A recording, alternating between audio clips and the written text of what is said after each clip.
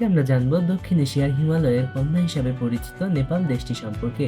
দেশটির রাজধানী হচ্ছে কাঠমান্ডু এবং দেশটিতে বর্তমানে প্রায় 3,11,00,000 মানুষ বসবাস করে, যার মধ্যে খাস আরিয়া প্রধান এবং এটি মোট জনসংখ্যার প্রায় 30%। দেশটির মোট আয়তন 1,47,516 স্কোয়ার কিলোমিটার। দেশটিতে মধ্যযুগের স্থাপত্য শৈলীর অসংখ্য ঘর বাড়ি মন্দির সহ স্থাপত্য কর্মের নিদর্শন পাওয়া যায়, যার মাধ্যমে বিশ্ব দরবারে নেপালের ইতিহাস, ঐতিহ্য এবং সাংস্কৃতিক বৈচিত্র্য ফুটে উঠেছে।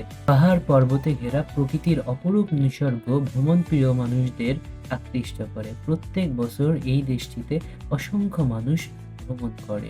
অ্যাডভেঞ্চার প্রিয় মানুষদের জন্য রয়েছে নেপালের প্যারাগ্লাইডিং, যার মাধ্যমে আপনি পাখির চোখে নেপালের অপরূপ সৌন্দর্যকে উপভোগ করতে পারবেন। পৃথিবীর সর্বোচ্চ পর্বত শৃঙ্গ মাউন্ট এভারেস্ট এই নেপালেই অবস্থিত, যার উচ্চতা 8,849 মিটার।